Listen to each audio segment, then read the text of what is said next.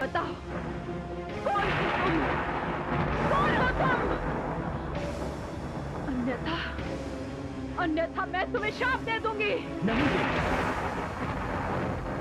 ऐसा अनर्थ मत कीजिए।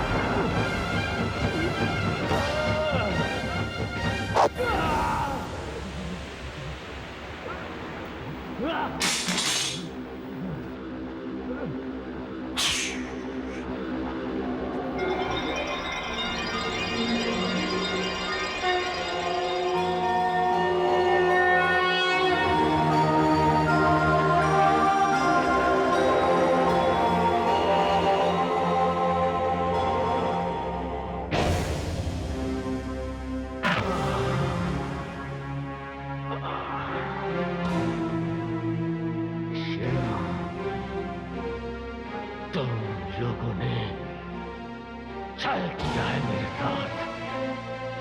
मेरी मृत्यु असंभव थी।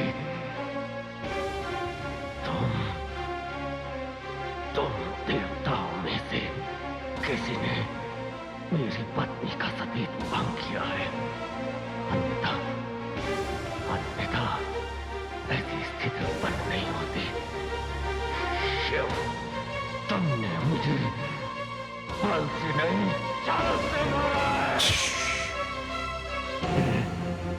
ये मेरी पराजय नहीं, मेरी विजय है शिव, विजय है।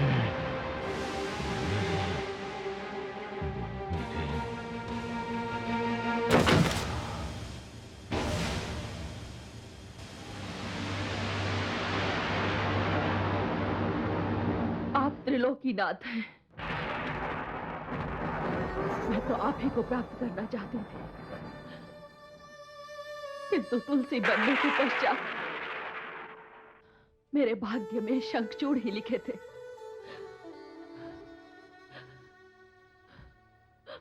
मैं प्रथम बार धरती पर नारी बनकर आई, किंतु आपने मुझे धरती की नारी के नियम भी नहीं निभाने दिए। आपके स्पर्श ने मुझे मेरे पति के योग्य नहीं रहने दिया। मैं जानती हूं कि ये भूल मेरे पति की है, कि वो अहंकारी है, अभिमानी है। उन्होंने क्या मानव, क्या देवता, किसी को नहीं छोड़ा, किंतु दंड तो उन्हें मिलना था। मेरा क्या दोष था? आपके कारण मेरे पति शंखचूड़ का वध होगा, किंतु वैधव्य का दोष तो मुझे लगेगा। महादेवी, वास्तव में तो मैं आपका पति हूं। हम दोनों तो अनंत काल से पति पत्नी हैं।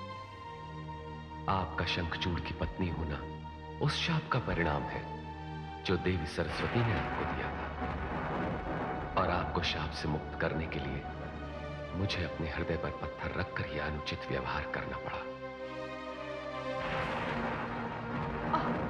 कुछ किया वो मेरी लक्ष्मी रूप की मूर्ति के लिए किया, किंतु तुलसी के रूप में तो मैं शंखचूड़ की पत्नी हूं। इसलिए मैं आपको श्राप देती हूं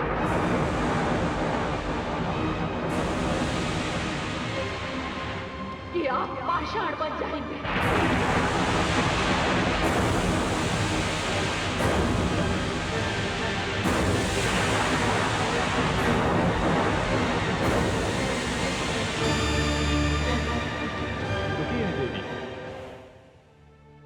रुकिए, यदि विष्णु पाषाण हो गए तो संसार का पालन पोषण कौन करेगा? नहीं देवी, ऐसा अनर्थ ना कीजिए, अपना शाप वापस ले लीजिए। नहीं ब्रह्मा जी, धनुष से निकला हुआ तीर वापस नहीं आ सकता।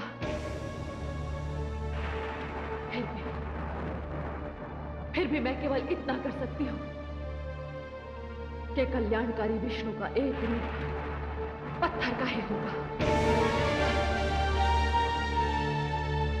और वो होगा उनका शालिग्राम रूप। संसार जिसकी पूजा करेगा।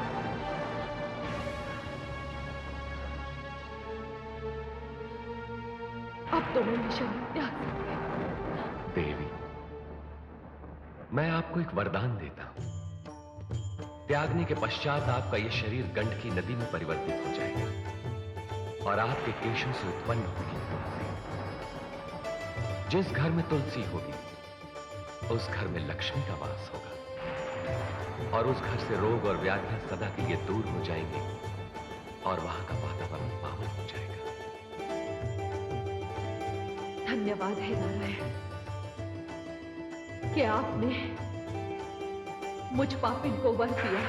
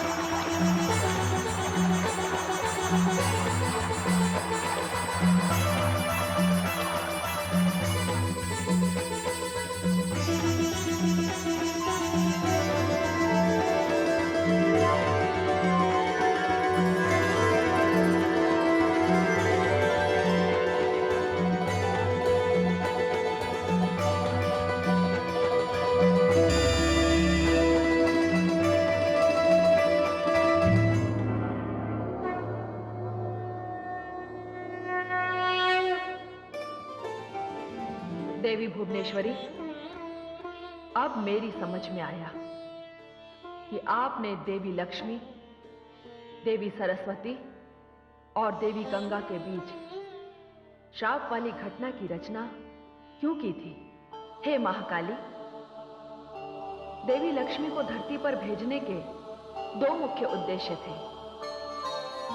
पहला उद्देश्य तो यह था कि उन्हें पति पत्नी के संबंधों की पवित्रता, मर्यादा तथा गरिमा स्थापित करनी थी।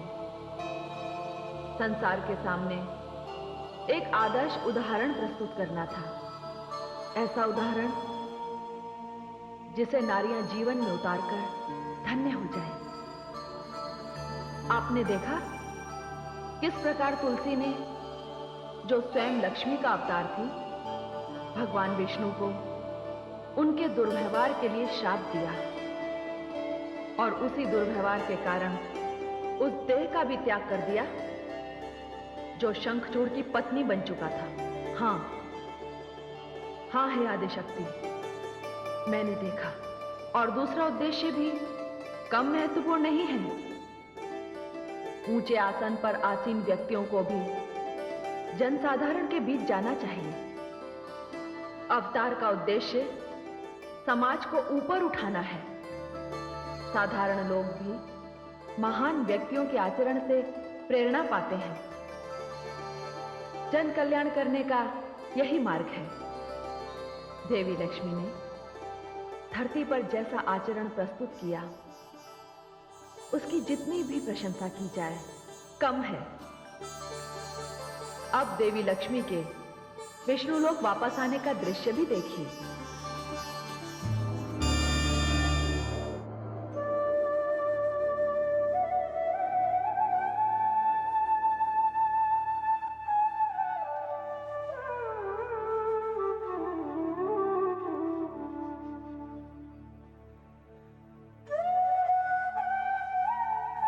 प्रणाम है स्वामी।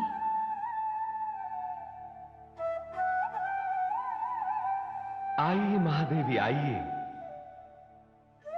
स्वागत है आपका विष्णुलोक में। आपके बिना तो विष्णुलोक बिल्कुल वैसे ही था, जैसे ज्योति के बिना दीपक, फल के बिना वृक्ष, जल के बिना नदी। आपके आगमन से विष्णुलोक के सूनेपन में उत्सव का वातावरण उत्पन्न हो गया है। स्वामी, आपका हृदय बड़ा विशाल है, बड़े ही कृपालु हैं आप।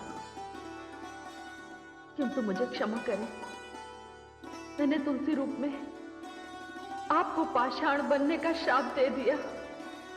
महादेवी, वो शाप आपने अकारण तो नहीं दिया था।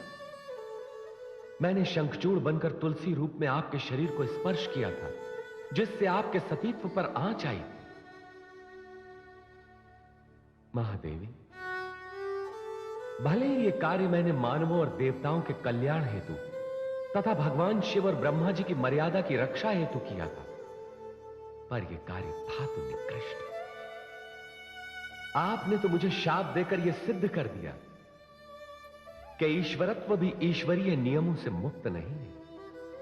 हे महादेवी, यह आपके शाप का ही परिणाम है कि मेरा शालिग्राम रूप पृथ्वी पर सदा के लिए बना रहेगा और घर घर में उसकी पूजा होगी। स्वामी, आपने मेरे श्राप को भी वरदान बना दिया।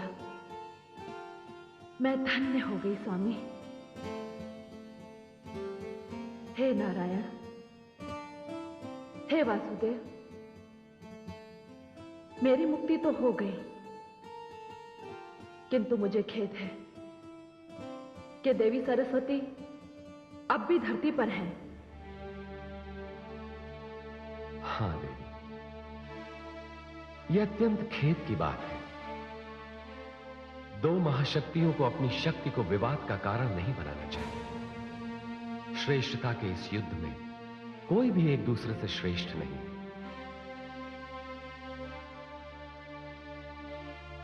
आप ऐश्वर्य की देवी हैं और देवी सरस्वती ज्ञान एवं विद्या की। महादेवी, ज्ञान बिना ऐश्वर्य के और ऐश्वर्य बिना ज्ञान के बिल्कुल वैसे ही हैं जैसे पुष्प बिना सुगंध के, नेत्र बिना ज्योति के और शरीर बिना आत्मा के। स्वामी, आपने सत्य कहा। मैं अपनी भूल स्वीकार करती हूं। यदि आपकी आज्ञा हो तो मैं ब्रह्मलोक जाऊं? हां महादेवी, आप अवश्य चाहिए। देवी सरस्वती के बिना ब्रह्मा जी अकेले हो गए।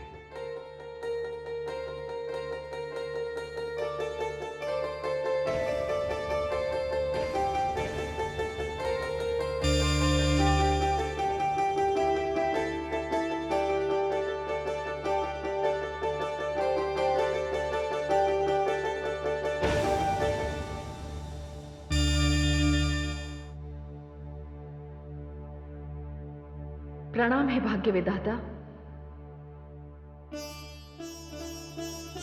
देवी लक्ष्मी, स्वागत है आपका ब्रह्मलोक में। मेरी योग्य सेवा? सेवा नहीं ब्रह्मा जी, मैं तो खेद व्यक्त करने आई हूं कि मेरे कारण देवी सरस्वती को ब्रह्मलोक छोड़कर धरती पर जाना पड़ा। किंतु हे देवी लक्ष्मी, इसमें तो आपका कोई दोष नहीं। देवी सरस्वती को शाप तो देवी गंगा ने दिया था। दोष तो देवी सरस्वती का है जिन्होंने आपको शाप दिया था। ब्रह्मा जी, मैं तो उस शाप से मुक्ति पाकर वापस आ गई हूं, किंतु देवी सरस्वती तो अब भी वही है। उनकी मुक्ति कैसे होगी? ब्रह्मा जी, आप भाग्य विधाता हैं, उनका भाग्य भी तो आप ही ने लिखा है। हाँ, उनका भाग्य भी मैंने ही लिखा है, किंतु क्या लिखा है यह आपको नहीं बताऊंगा। भविष्य का ज्ञान भविष्य में ही हो तो अच्छा है। हाँ, इतना बता सकता हूं कि शाप की उस घटना की रचयिता स्वयं देवी भुवनेश्वरी हैं। किंतु आप चिंता न करें देवी, जिस प्रकार आप अपने शाप से मुक्त हो गईं, देवी सरस्वती भी शाप से मुक्त हो जाएंगी। कब और कैसे, ये तो देवी भुवनेश्वरी की माया ही जाने।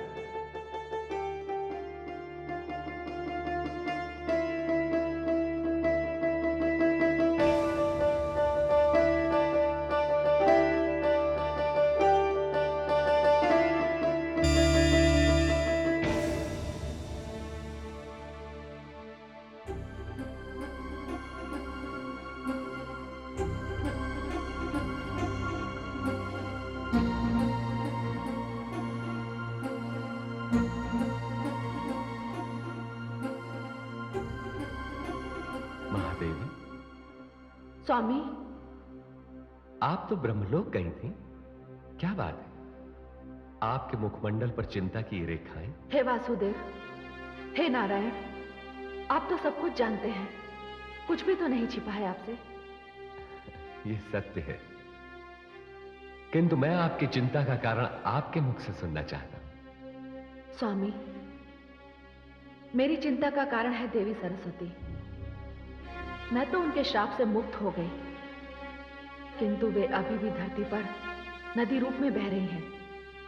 और ब्रह्मा जी कहते हैं उनकी भी मुक्ति होगी, किंतु कब और कैसे वे ये नहीं बता सकते। नारायण नारायण। प्रणाम प्रभु। प्रणाम माते। माते, मैं आपको आपके विष्णुलोक पुनः पधारने पर बधाई देने आया हूं। नहीं देवर्षि, बधाई की पात्र तो मैं तब बनूंगी जब मेरी भांति देवी सरस्वती भी शाप से मुक्ति पाकर ब्रह्मलोक वापस आ जाएंगी। माते, सारी समस्याओं, सारे संकटों का निदान करने वाले तो मेरे नारायण ही हैं। माते, आपको आपके श्राप से मुक्त करने में मेरे नारायण ने बड़ी महत्वपूर्ण भूमिका निभाई है। हाँ देवर्षि, ये सत्य है। प्रभु, फिर तो आप ये भी जानते होंगे कि माता सरस्वती को इस शाप से कैसे मुक्ति मिल सकती है। कदाचित आपकी बात सत्य है देवर्षि, किंतु मैं इस विषय में हस्तक्षेप नहीं कर सकता। हां, आप ये कार्य कर सकते हैं देवर्षि। मैं प्रभु? हां देवर्षि, आप पुत्र होने के नाते अपनी माता की मुक्ति के लिए कोई उपाय सोच सकते हैं, और यह आपके लिए बड़ी साधारण सी बात है। किस सोच में पड़ गए? जाइए और अपना पुत्र धर्म निभाइए।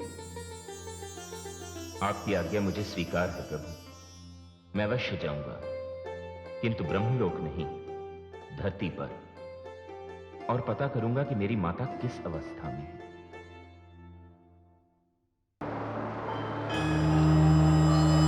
नारायण नारायण। माते, अपने पुत्र को दर्शन दीजिए।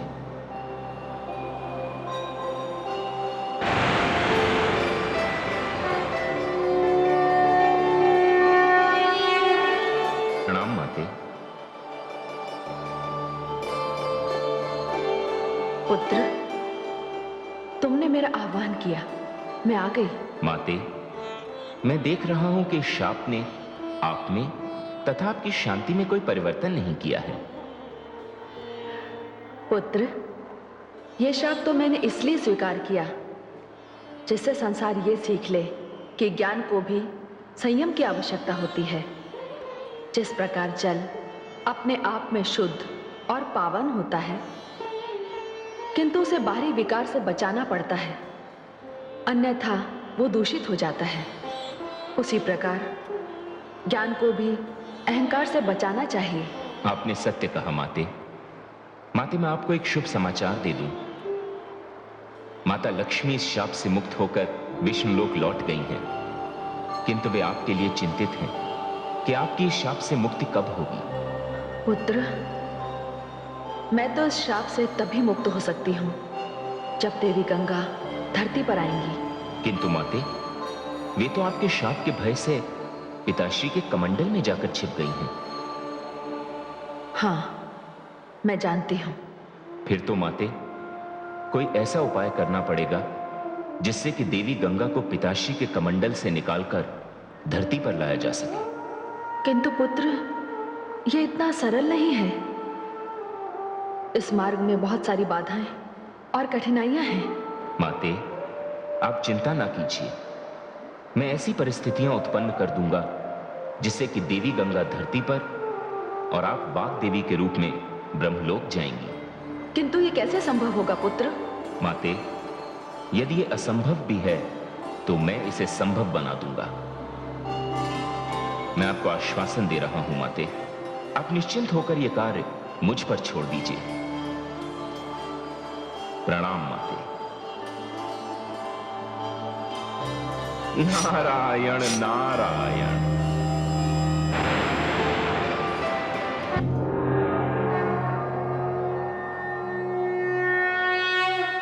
हे आदिशक्ति, हे देवी भुवनेश्वरी, क्या ये सत्य है कि देवी गंगा के पृथ्वी पर जाते ही मेरी शक्ति देवी सरस्वती को ब्रह्मलोक में ब्रह्मणी के रूप में आने की सुविधा प्राप्त हो जाएगी? हाँ महादेवी, ये सत्य है। और इसके लिए सरस्वती पुत्र देवर्षि नारद प्रयास करने निकल पड़े हैं। किंतु हे आदिशक्ति, देवर्षि नारद क्या प्रयास करेंगे? वही प्रयास जिससे उनकी माता देवी सरस्वती उस शाप से मुक्त होकर ब्रह्मलोक पहुंच जाए। किंतु इसके लिए तो देवी गंगा को ब्रह्मा जी के कमंडल से धरती पर लाना होगा। क्या नारद जी इसे संभव बना पाएंगे? हे महादेवी, देवर्षि नारद ने न्याय, धर्म और नीति की रक्षा के लिए जीवन समर्पित कर दिया। वे क्या करेंगे मैं आपको नहीं बताऊंगी।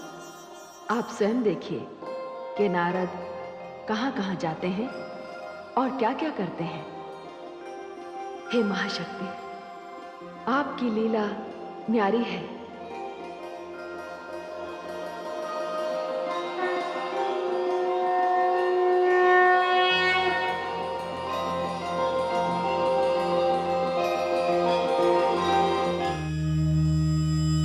नारायण नारायण। प्रणाम पिताश्री। आयुष्मान भव, कीर्तिवान भव। आओ पुत्र। पिताश्री, मैं अभी अभी माताश्री से मिलकर आ रहा हूं और उन्हें उनके ब्रह्मलोक लौटने का आश्वासन भी देकर आ रहा हूं। अर्थात पिताश्री, माताश्री ने मुझे बताया कि उन्हें उनके शाप से मुक्त होने और ब्रह्मलोक में आगमन के लिए देवी गंगा को धरती पर जाना होगा।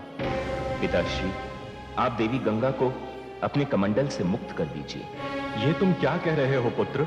मैं सत्य कह रहा हूं पिताश्री। माताश्री की मुक्ति के लिए बस एक ही उपाय है कि देवी गंगा को धरती पर जाना पड़ेगा। नहीं पुत्र, देवी गंगा धरती पर नहीं जाएंगी। वे मेरे कमंडल में ही रहेंगी। क्यों? क्यों पिताश्री? क्योंकि वो मेरे आश्रम में हैं। मैंने उन्हें स्वयं आश्रय जो दिया है। और पिताश्री, मैंने भी अपनी माताश्री को ब्रह्मलोक वापस लाने का आश्वासन दिया है। किस अधिकार से आश्वासन दिया तुमने? एक पुत्र होने के नाते और आपको भी एक पिता होने के नाते मेरे आश्वासन की लाज रखनी होगी। और देवी गंगा को दिया हुआ मेरा वचन नहीं पुत्र, यह संभव है। मैं अपने वचन को नहीं तोड़ सकता। मैं विवश हूं। पिताश्री, आपको माताश्री की मुक्ति के लिए इस वचन को तोड़ना ही पड़ेगा। पुत्र नारद, तुम अपनी मर्यादा को भूल रहे हो। मैंने अपने कार्यक्षेत्र में हस्तक्षेप करने का अधिकार किसी को भी नहीं दिया, अपने पुत्र को भी नहीं। इससे पहले कि मेरा क्रोध शाप में बदल जाए, चले जाओ यहां से।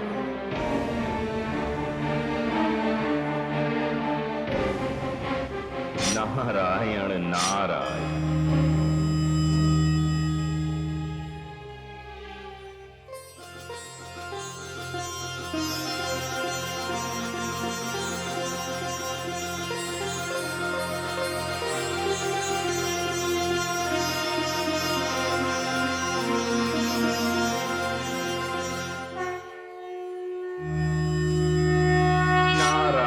नारायण। प्रणाम प्रभु। आइए देवर्षि, क्या समाचार लाए हैं? प्रभु, ये समस्या तो और भी गंभीर हो चली है। समस्या गंभीर होती जा रही है? वो कैसे? प्रभु, मेरी माताश्री की मुक्ति तो तभी संभव है जब देवी गंगा पिताश्री के कमंडल से मुक्त होकर धरती पर आ जाए। और पिताश्री देवी गंगा को अपने कमंडल से मुक्त नहीं करना चाहते। वे कहते हैं कि उन्होंने देवी गंगा को आश्रय दिया है और वे अपना वचन नहीं तोड़ सकते। तो अब क्या होगा देवर्षि? प्रभु, आप मुझे कोई ऐसा मार्ग बताइए जिससे देवी गंगा को धरती पर लाया जा सके। देवर्षि, यह कार्य इतना सरल नहीं है। कदाचित आप देवी गंगा का स्वभाव नहीं जानते। यदि वो बिना आधार के धरती पर आ गई तो उनकी वेगवती धारा धरती के उस भाग को लेकर रसातल में पहुंचा देगी और ये बड़ा ही विनाशकारी होगा। तो मैं क्या करूं प्रभु? क्या मेरी माता को इस शाप से कभी मुक्ति नहीं मिलेगी? मेरा मार्गदर्शन कीजिए प्रभु। देवर्षि, मैं आपका मार्गदर्शन तो नहीं कर सकता। हां, केवल इतना कह सकता हूं कि इस समस्या का समाधान कहीं ना कहीं धरती से ही जुड़ा हुआ है। धरती से? हां, धरती पर एक राजा है जो महाराज सगर के नाम से विख्यात है। उनके 60,000 पुत्र हैं जिनकी आयु बहुत कम है। उनके भाग्य में अकाल मृत्यु लिखी हुई है। प्रभु, आपने तो निराशा के अंधकार में आशा की किरण जगा दी। मुझे आज्ञा दे प्रभु। महाराज सगर। नारायण नारायण।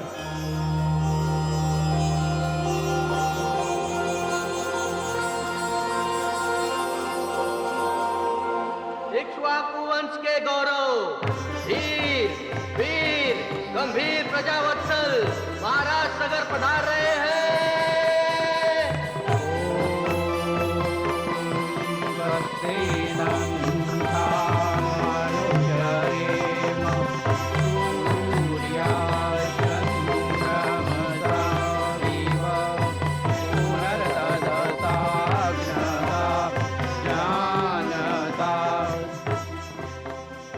राजन, कल्याण वस्तु।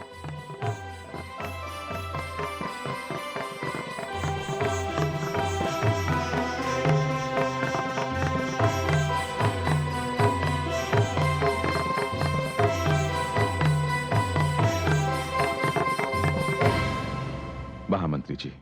जी महाराज। ये मां भगवती की कृपा है मुझ पर कि उसने मुझे 60,000 पुत्र प्रदान किए।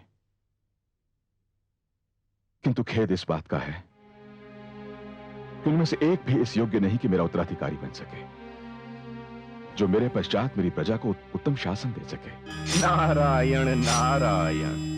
देवर्षि, प्रणाम देवर्षि। आयुष्मान भव। महाराज, आपको अपने पुत्रों से दुखी होने के स्थान पर कोई ऐसा उपाय करना चाहिए जिससे कि आपके पुत्रों के ही कारण आपकी कीर्ति अमर हो जाए। यह कैसे संभव है देवर्षि? जिस राजा के 60,000 पुत्र हो जिस राजा के इतने हाथ हों उसे तो अश्वमेध यज्ञ करना चाहिए। एक नहीं, अनेक अश्वमेध। क्या ये संभव है देवर्षि? संभव है महाराज, अवश्य संभव है। आपका सामना करने की शक्ति आज धरती के किसी राजा में नहीं है। महाराज, आपके यज्ञ के अश्व को कौन रोक पाएगा? राजन, यदि आप अपने पुत्रों को पृथ्वी की चारों दिशाओं में भी भेज दें, तब भी आपके यज्ञ का अश्व सकुशल वापस लौट आएगा। देवर्षि, कृपया मुझे यह बताएं कि मेरे आतताई और उत्पाती कुपुत्र इस यज्ञ में उचित आचरण निभाएंगे? क्या यह यज्ञ संपन्न हो पाएगा देवर्षि? अवश्य संपन्न होगा महाराज। तब तो मैं यह यज्ञ अवश्य करूंगा, अवश्य करूंगा। धन्यवाद देवर्षि। आयुष्मान भव। नारायण नारायण।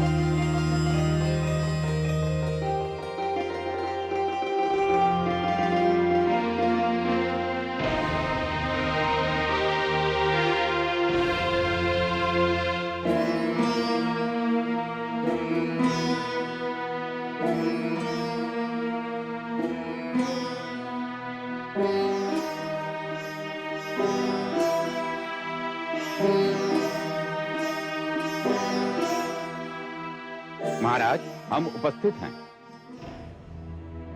महामंत्री जी, हम अपने गौरवशाली कुल के गौरव के विस्तार तथा कल्याण के लिए अश्वमेध यज्ञ का आयोजन करेंगे और हम इस यज्ञ में सहयोग देने के लिए अपनी प्रजा का आह्वान करते हैं। हम सेवा और सहयोग के लिए प्रस्तुत हैं महाराज। पुत्र कर्मवीर, जी पिताश्री। अश्वमेध के लिए शुभ लक्षणों से युक्त अश्व को चुनकर शास्त्रीय विधि से उसे दिग्विजय के लिए छोड़ दिया जाए और यह सारा अभियान तुम्हारी देखरेख में होगा पुत्र। जी। ठहरिए पिताश्री। प्रणाम पिताश्री। पुत्र असमंजस तुम? हाँ पिताश्री, आप ये यज्ञ नहीं करेंगे। ये तुम क्या कह रहे हो पुत्र? मैं सत्य कह रहा हूं पिताश्री। क्या आप अपने पुत्रों और मेरे भाइयों को नहीं जानते कि वो कितने उत्पाती और उद्दंड हैं? पिताश्री, आप ये यज्ञ मत कीजिए। इस अश्वमेध यज्ञ के परिणाम सुखद नहीं, अत्यंत दुखद होंगे। तुम जानते हो इस यज्ञ का परामर्श मुझे किसने दिया है पुत्र? देवर्षि नारद ने। चाहे जिसने भी आपको इस यज्ञ का परामर्श दिया हो पिताश्री, किंतु यह यज्ञ आपके लिए लाभकारी नहीं, विनाशकारी सिद्ध होगा। लगता है तुम्हारी बुद्धि भ्रष्ट हो गई है असमंजस, जो उस महान आत्मा के परामर्श पर आपत्ति उठा रहे हो। देवर्षि नारद हमारे शत्रु नहीं है। क्षमा पिताश्री, किंतु उनके इस परामर्श से षड्यंत्र तथा शत्रुता की गंध आ रही है। पिताश्री, आप इस यज्ञ का विचार अपने मन से निकाल दीजिए। इसी में हम सबका हित है। शत्रु देवर्षि नारद नहीं, शत्रु तुम हो। तुम जो इस आयु में मेरा साथ छोड़कर चले गए, अपने भाइयों को त्याग कर चले गए, क्योंकि वो तुम्हारे सौतेले भाई हैं।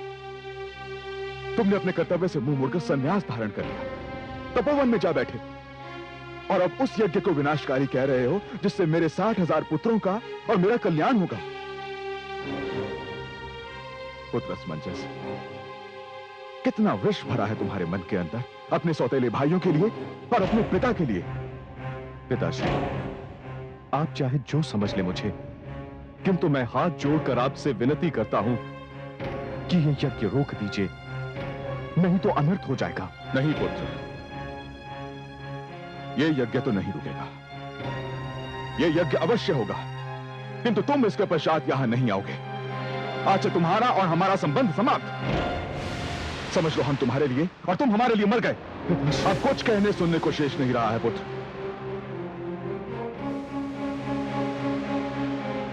पुत्र कर्मवीर। जी पिताश्री। जाओ, जाकर यज्ञ का आयोजन करो।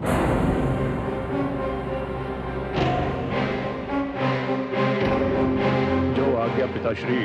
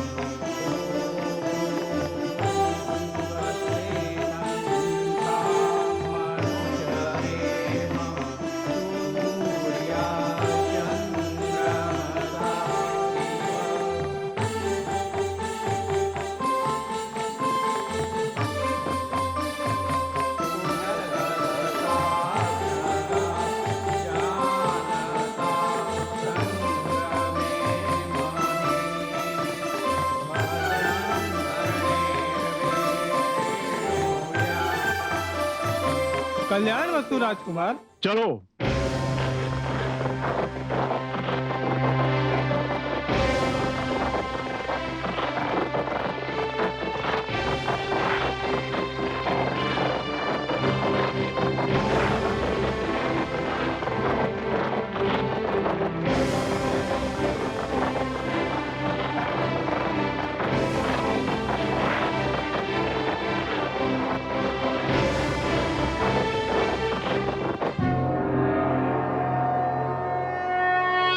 हे देवी भुवनेश्वरी,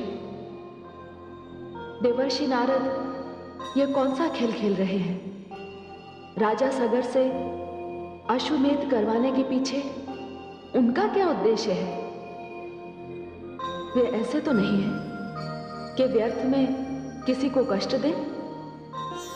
आप क्या सोचते हैं? ये यज्ञ पूर्ण होगा? हाँ महादेवी, ये यज्ञ अवश्य पूर्ण होगा और महाराज सगर को अश्वमेध यज्ञ का फल भी मिलेगा। शेष तो आप देखती जाइए।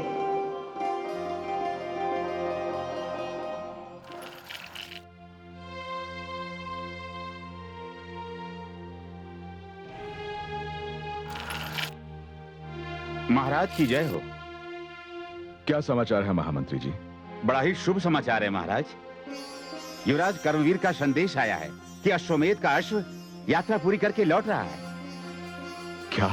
हाँ महाराज, युवराज कर्मवीर अपने अंतिम पड़ाव पर हैं। उनके स्वागत की तैयारियां हो महाराज। महामंत्री जी, ये तो बहुत ही शुभ समाचार है। अश्व के समुचित स्वागत का पूरे नगर में प्रबंध किया जाए। जो आज्ञा महाराज।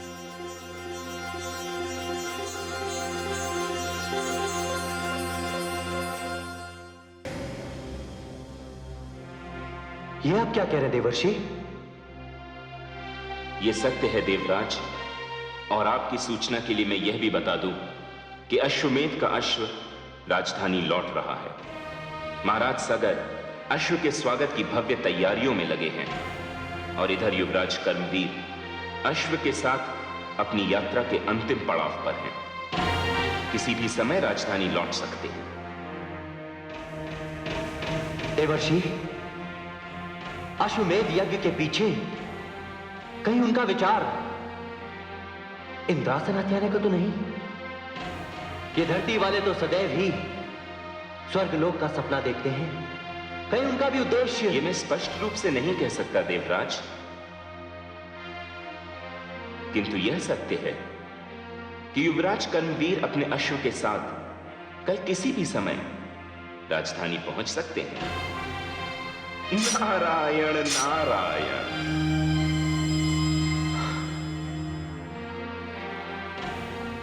नहीं नहीं देवर्षि, मैं ये यज्ञ संपन्न नहीं होने दूंगा। इंद्रासन मेरा है और मेरा ही रहेगा, मेरा ही रहेगा।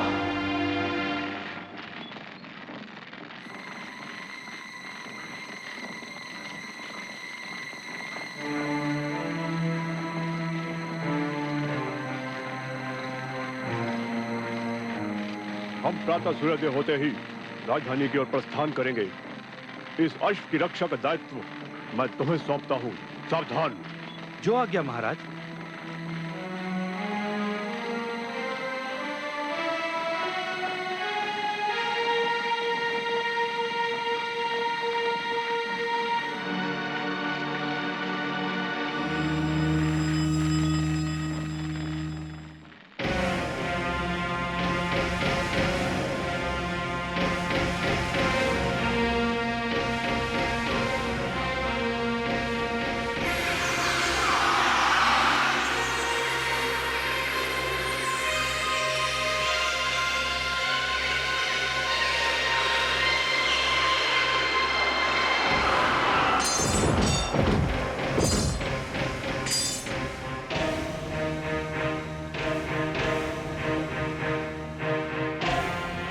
अब तुम महाराज सगर के पास नहीं जाओगे,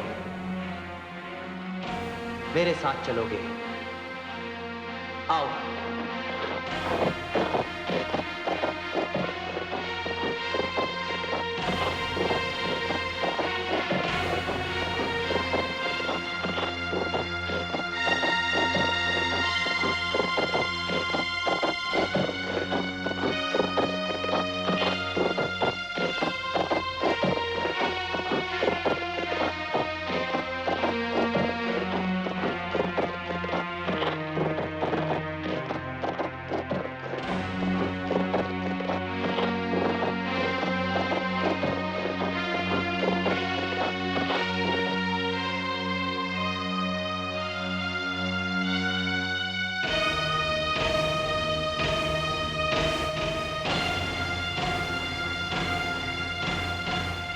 युवराज कर्मवीर और उनके सैनिक सोच भी नहीं सकते कि उनका दिग्विजयी अश्व यहां होगा, यहां कपिल मुनि के आश्रम में।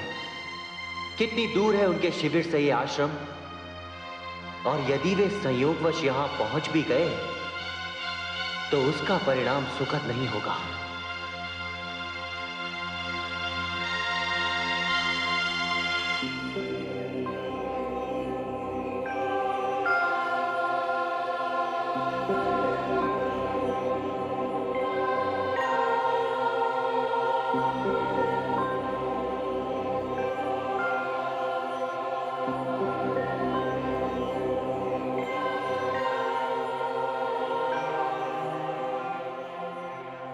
क्षमा करें मुनिवर, आपकी अनुमति के बिना मैं ये कार्य कर रहा हूं। मेरी विवशता है, क्या करूं?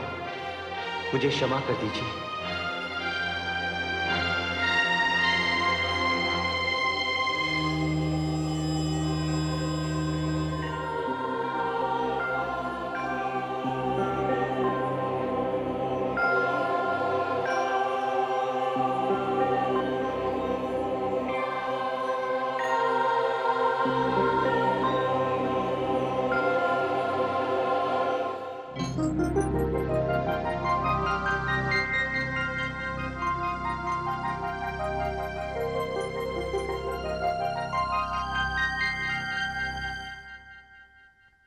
महाराज की जय हो।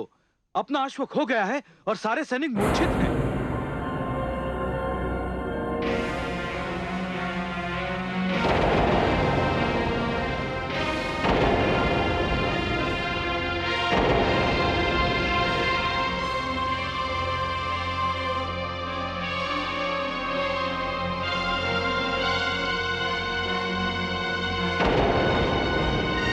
किसका दुस्साहस है ये?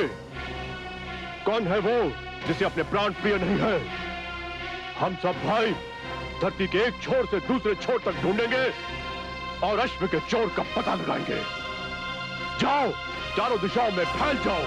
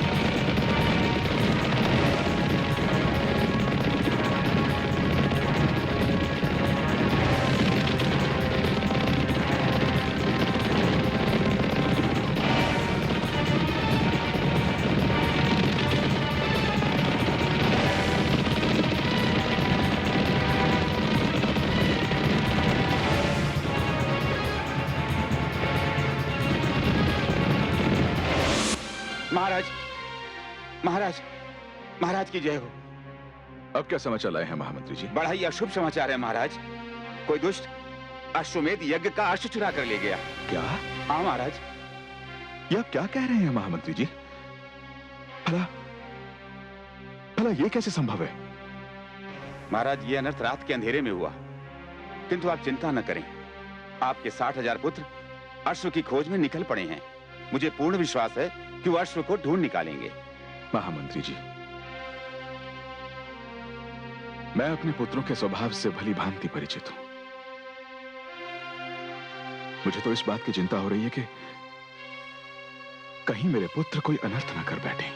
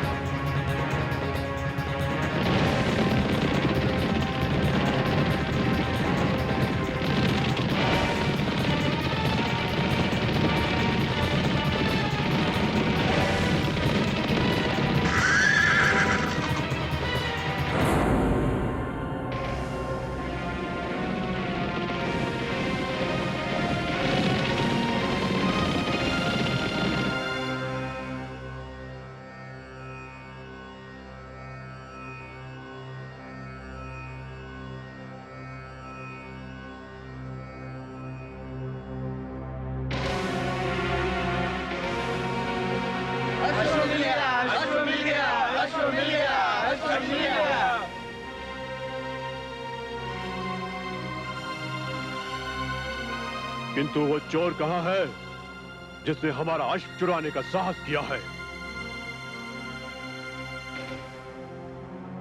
लगता है वो ढोंगी इसी आश्रम में बगुला भगत बना बैठा है। आओ मेरे साथ। चलो चलो।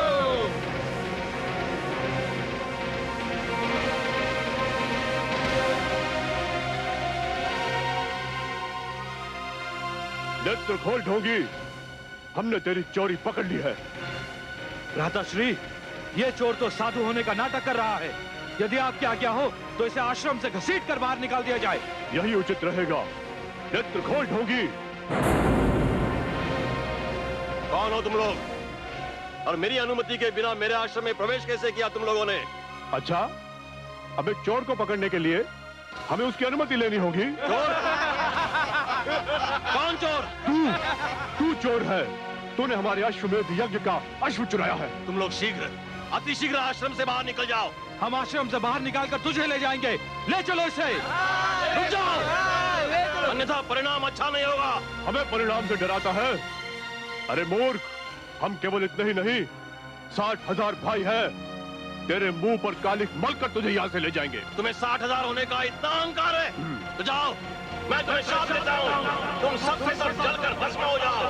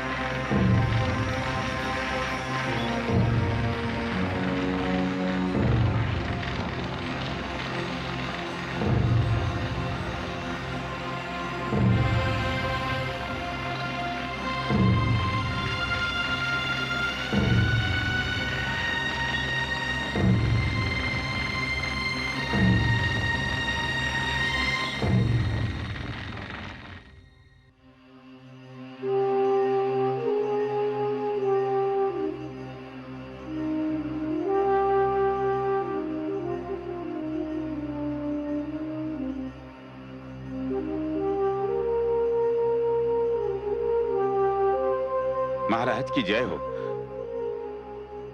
महामंत्री जी, कुछ पता चला अश्व का? नहीं महाराज, कुछ पता नहीं चला। किंतु किंतु किंतु क्या? महाराज, अश्व के साथ साथ हमारे 60,000 राजकुमारों में से किसी का भी कुछ पता नहीं चला। क्या कह रहे हैं महामंत्री जी? हमारे इतने सारे पुत्र एक साथ कहां जा सकते हैं? यही तो आश्चर्य की बात है महाराज। हमारे सैनिकों ने चारों दिशाओं में उन्हें ढूंढा, किंतु कहीं भी किसी का भी पता नहीं चला।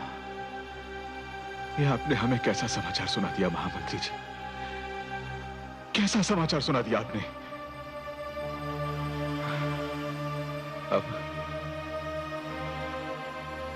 अब मैं क्या करूं? आप ये यज्ञ नहीं करेंगे। मैं सत्य कह रहा हूं पिताश्री।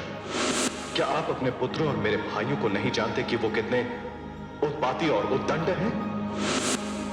पिताश्री, आप ये यज्ञ मत कीजिए। इस अश्वमेध यज्ञ के परिणाम सुखद नहीं, अत्यंत दुखद होंगे।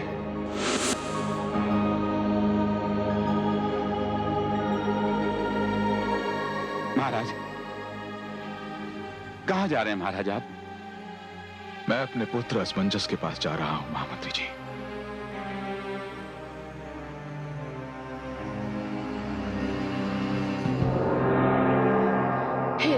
भुवनेश्वरी, ये क्या हो गया? होना क्या है महादेवी? कपिल मुनि के शाप से महाराज सगर के 60,000 पुत्र जलकर राख हो गए। किंतु हे देवी भुवनेश्वरी, यह कोई साधारण घटना नहीं है। हाँ महादेवी, ये साधारण नहीं, असाधारण घटना है। हे आदिशक्ति, इस घटना का समाचार जब महाराज सगर को मिलेगा तब क्या परिणाम होगा? हे महादेवी, जैसा आप सोच रही हैं वैसा नहीं होगा, क्योंकि इस घटना के पीछे एक रहस्य है। आप उस रहस्य को अभी जानने का प्रयत्न ना करें। अभी तो आप ये देखिए कि महाराज सगर अपने पुत्र असमंजस से मिलने तपोवन जा रहे हैं।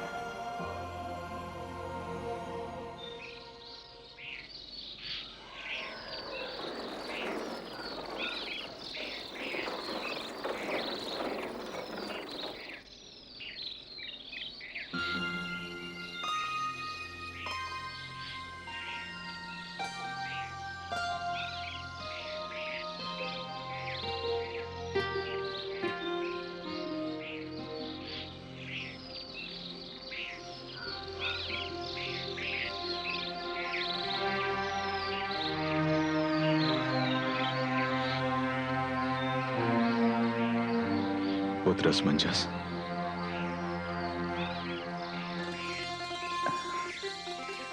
पिताश्री आप?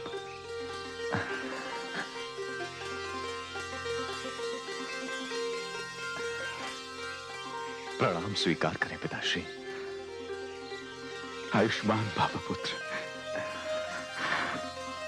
आयुष्मान भव। क्या बात है पिताश्री? आज मैं तुमसे क्षमा मांगने आया हूं पुत्र। पिताश्री, आज मैं तुमसे केवल यही कहने आया हूं कि उस दिन मुझसे भूल हुई थी। मैं भ्रम में था पुत्र। पर हुआ क्या पिताश्री? पुत्र, मैंने देवर्षि नारद के कहने पर अश्वमेध यज्ञ का आयोजन किया, इस अभिमान के साथ कि मेरे 60,000 पुत्र यदि चारों दिशाओं में चले गए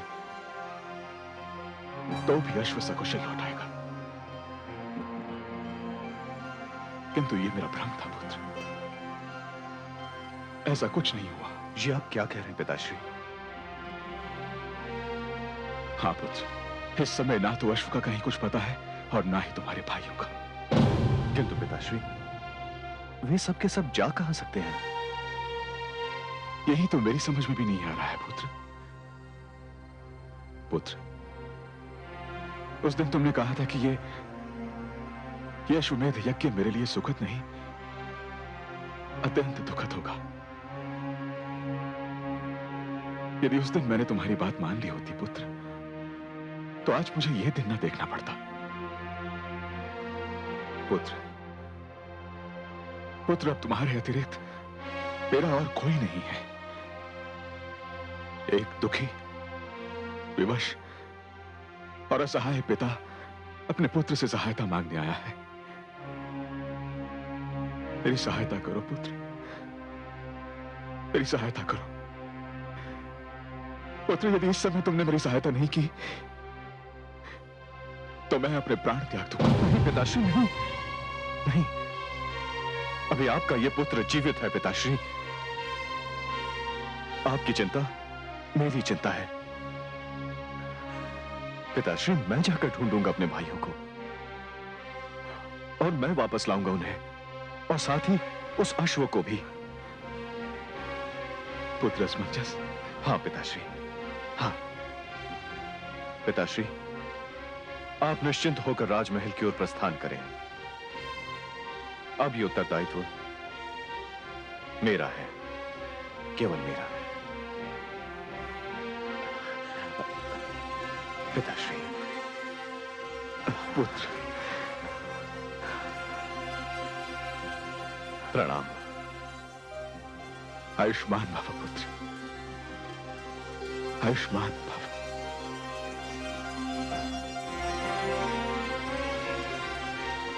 आयुष्मान भव।